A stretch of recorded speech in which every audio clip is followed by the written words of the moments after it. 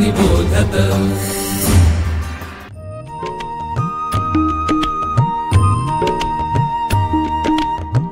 विवेकी अक्षर विवेकी लेखन सुश्राव्य वाचन श्रवणार्थ चरित्रे संस्कारी धीरवीर गाथा रम्य बालकथा अनुभवा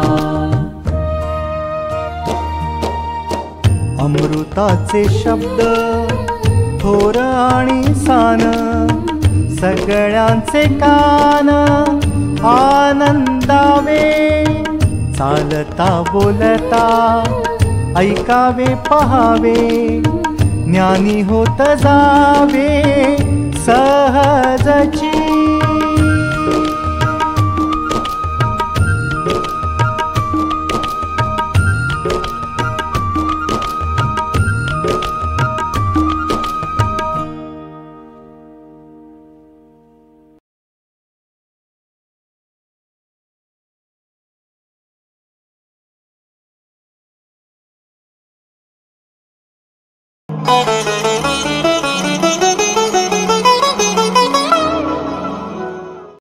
नमस्कार मंडळी.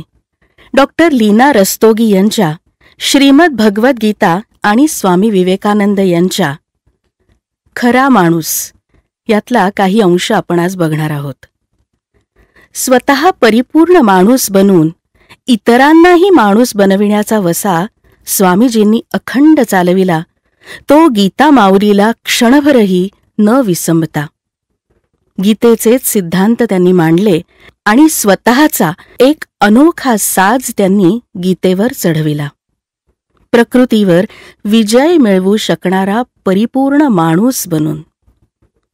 सन 1897 मध्ये स्वामीजींचं वास्तव्य कोलकात्याच्या आलम बाजार मठात होतं.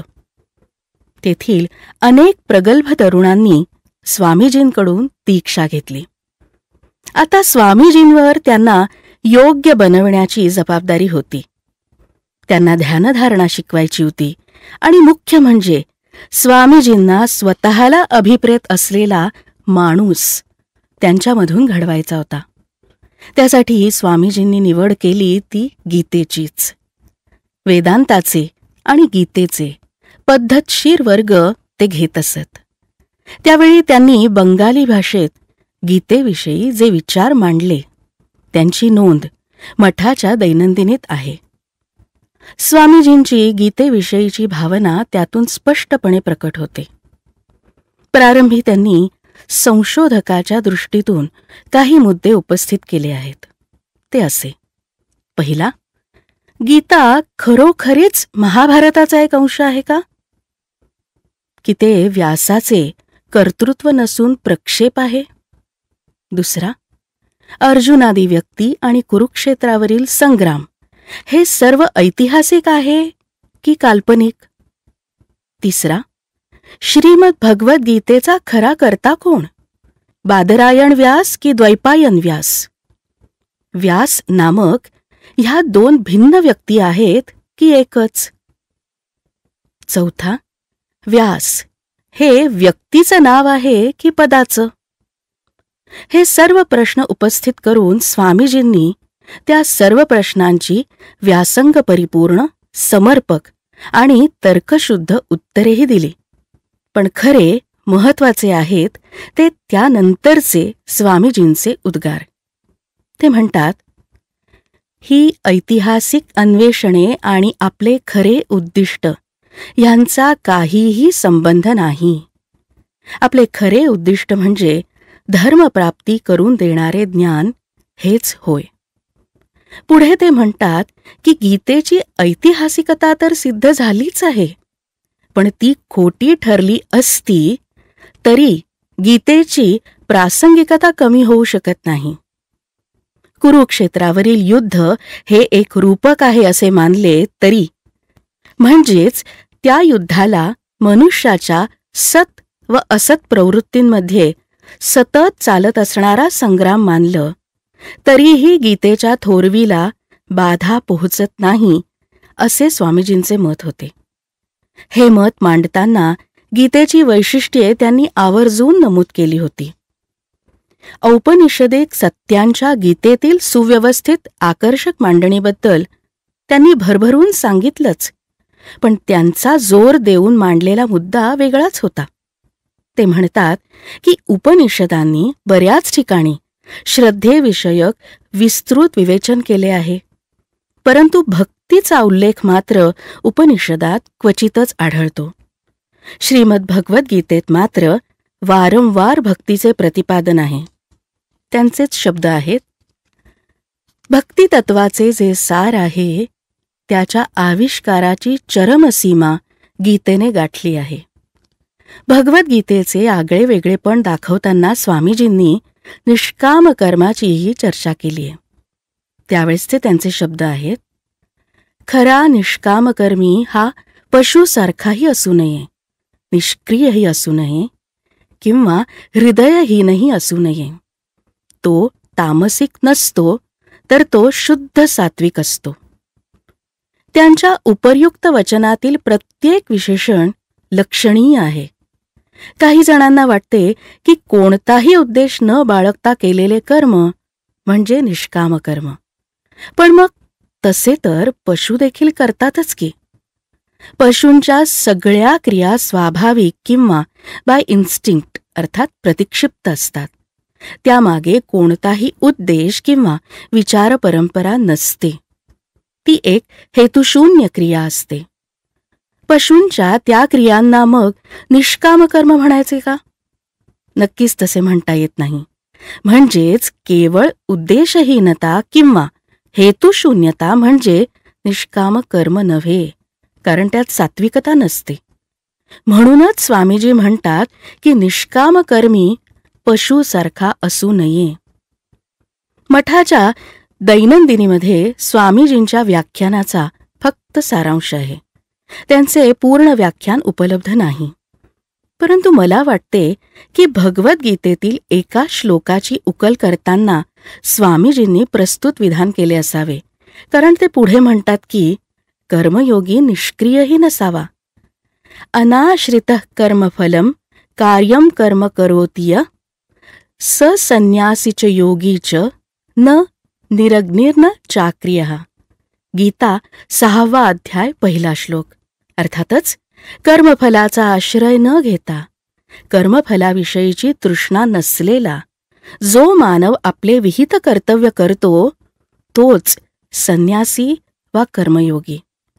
अग्निहोत्रादी कर्मे न करणारा किंवा निष्क्रिय मनुष्य म्हणजे संन्यासी वा योगी नव्हे. हाच श्लोक स्वामीजींच्या मनात घोळत असावा. स्वामी विवेकानंदांना गीता प्रणित नैष्कर्म्य सिद्धी तर अभिप्रेत होतीच, पण ती कर्मयोगाद्वारे, निष्क्रियतेतून नव्हे. निष्क्रियता तर गीतेलाही मान्य नाही. म्हणूनच तर आत्मसंयमाचे प्रतिपादन करताना श्रीकृष्णाने अर्जुनाला उपर्युक्त श्लोकात सांगितले आहे की खरा संन्यासी हा कधीही निष्क्रिय नसतो. त्याचे कार्य निरंतर चालू असते, मग त्याची नजर मात्र कर्मफलाकडे नसून म्हणजे अनाश्रित कर्मफल कार्यपूर्तीकडे असते. स्वामीजींचे अवघे जीवन म्हणजे ह्याच सिद्धांताचे काटेकोर पालन आहे. तो काळ पारतंत्र्याचा होता. सनातन धर्माचा गौरव लोपत चालला होता. एकीकडे भारतातले सुसंस्कृत म्हणविणारे लोक स्वधर्माभिमान हरवून बसलेले, तर दुसरीकडे अन्नान्नदशेने पिडल्या जाणाऱ्या दीनदुबळ्या भारतीयांची दुर्दशा अशी बिकट विषम परिस्थिती होती. स्वामीजींचं मन त्यामुळे कळवळत असे. शिवाय ते हेही जाणून होते की धर्मग्लानीला दूर करून लुप्त झालेल्या धर्मगौरवाचा स्वामीजींनी पुनरुद्धार करावा हेच पूजनीय श्री रामकृष्ण परमहंसांना अभिप्रेत होते. म्हणूनच थंडी वाऱ्याची, ऊन पावसाची, शरीर स्वास्थ्याची कशाचीही पर्वा न करता त्यांचे कार्य अविरतपणे चालू होते. ज्या तरुणांपुढे ते गीतेचे विचार मांडत होते ते सारे तरुण संन्यासी स्वामीजींच्या दृष्टिकोनातून राष्ट्राचे भावी उद्धारक होते. म्हणूनच तर त्यांना निष्काम कर्माची दीक्षा देताना ते म्हणतात की कर्मयोग्याने कधीही निष्क्रिय असू नये. महापुरुषांच्या कथनात आणि करणीत कधी भेद नसतो अशा अर्थाचं एक संस्कृत सुभाषित आहे. चित्ते वाची क्रियायांच महतामेक रूपता. हे सुभाषित स्वामीजींना पुरेपूर लागू पडते. ते आधी करून दाखवीत तेव्हाच सांगत असत.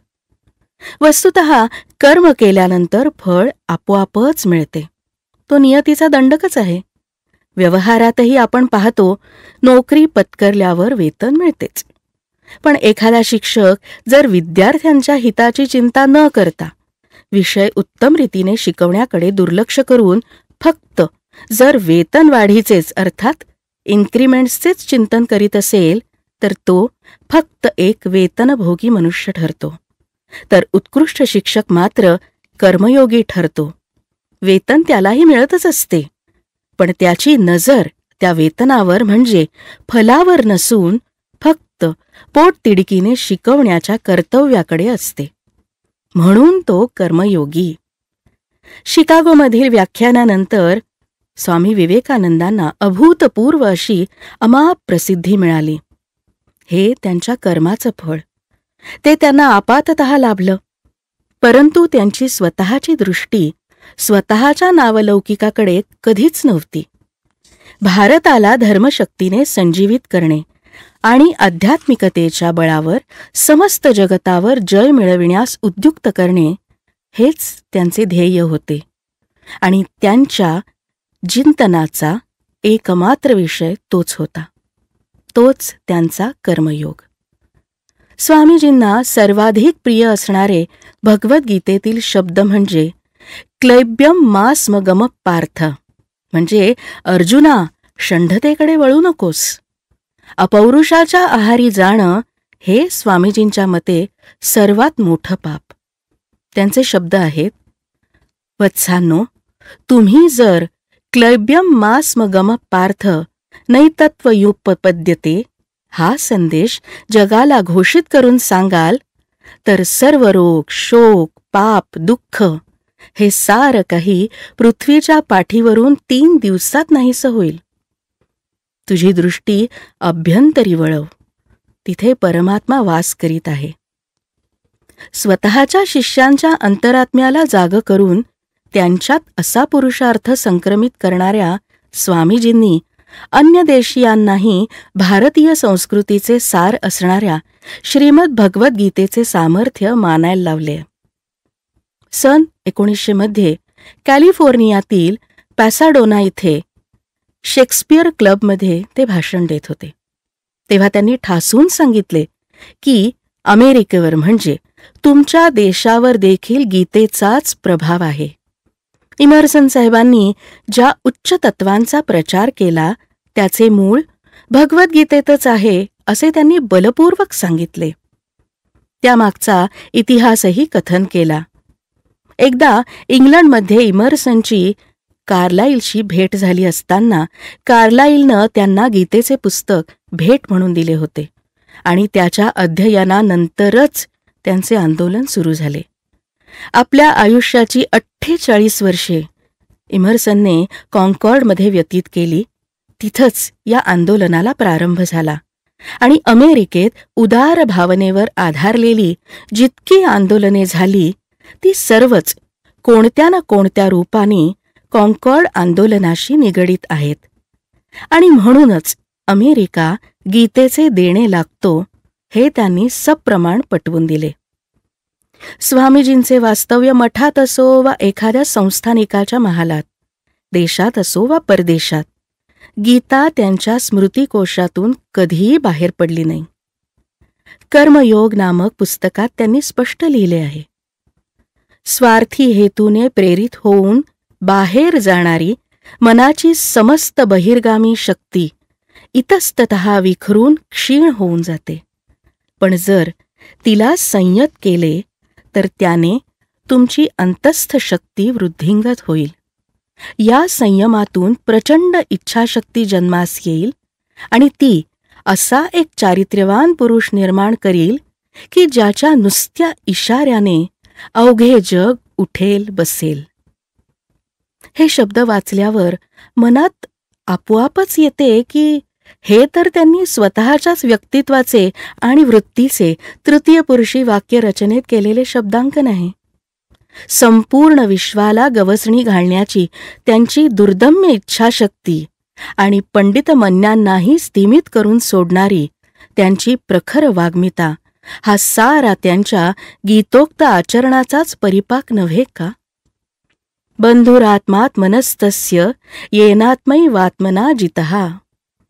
गीतेचा 6व्या अध्यायातला हा 6वा श्लोक. ज्यांनी स्वतःला जिंकलं तोच स्वतःचा बंधू होतो. ह्या गीतावचनाचे मूर्त मानवी रूप म्हणजे स्वामी विवेकानंद आणि स्वतःसारखेच तेजस्वी चारित्र्यवान पुरुष घडविणे हाच त्यांचा विवेकपूर्ण आनंद. अशीच माणसे प्रकृतीवर विजय मिळविण्यासाठी सिद्ध होऊ शकतात. स्वतः माणूस बनतात, इतरांना माणूस बनविण्याचा संकल्प करतात, ते सिद्धीलाही नेतात आणि मग विचारांना चालना देणारी व्याख्या त्यांच्या मुखातून स्वानुभवाच्या आधाराने प्रवाहित होते की जो प्रकृतीवर विजय मिळविण्यासाठी खडा होतो तो माणूस. धन्यवाद.